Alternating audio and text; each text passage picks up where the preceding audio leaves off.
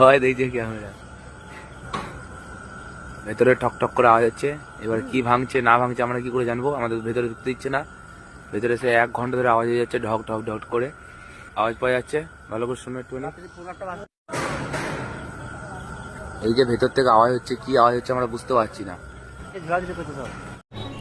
নমস্কার, সোশ্যাল মিডিয়াতে এই যে ভিডিওটি সামনে এসেছে, এটা বর্ধমানের কোনো একটা ইউনিভার্সিটির ভিডিও, যেখানে পূর্ব বর্ধমান জেলার 5টি বিধানসভার স্ট্রং রুম করা হয়েছে।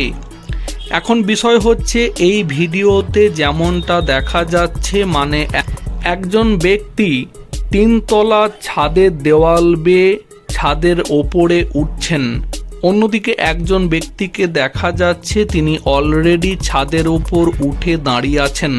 আর এই জায়গা থেকে এখন সন্দেহ তৈরি হচ্ছে, তাহলে কি তৃণমূল বা আইপ্যাকের কোনো লোক স্ট্রং রুমের ভেতরে ঢোকার চেষ্টা করছে?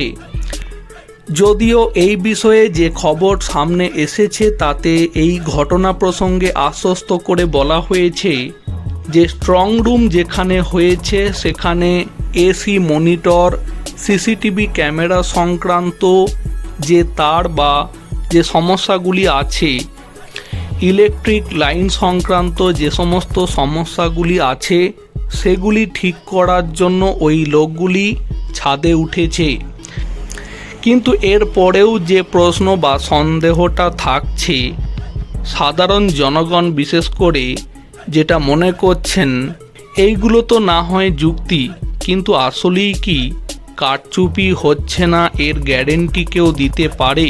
কারণ 21-এর বিধানসভা ভোটে গণনা কারচুপির পরেও কিন্তু 24-এর লোকসভা ভোটে পশ্চিমবঙ্গের ফলাফলে যেখানে তৃণমূলের থেকে বিজেপিকে এগিয়ে রাখা হয়েছিল, তারপরেও কিন্তু বিজেপির থেকে তৃণমূল এগিয়ে গিয়েছিল। ঠিক কোন সমীকরণে সেটা প্রত্যেকেরই জানা আছে।